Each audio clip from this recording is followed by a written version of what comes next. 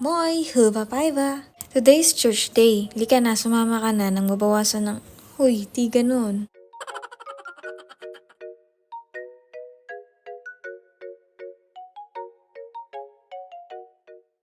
On the way na kami to church dito. And super ganda ng araw ngayon. Hindi siya, mainit siya pero hindi siya mainit. Pasensya na, medyo sabog lang.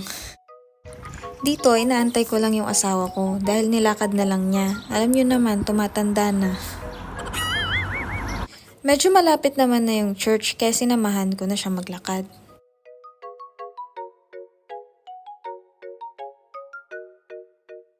And finally, andito na tayo.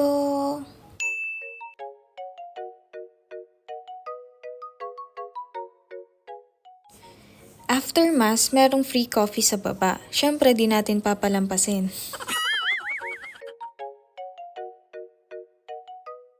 Merong cake, wafer, coffee, and tea.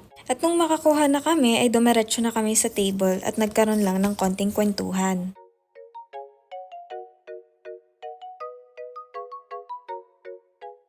After church, dumiretso kami sa Prisma para maghanap ng mga essentials na gagamitin. Tsaka na yung wants, dun muna tayo sa needs. Pag may 1 million na tayo, ganon.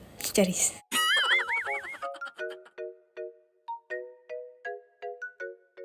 Tignan nyo yung mga isda dito. Ang mahal, pati na karne. Kaya buti na lang meron yan sa ayuda.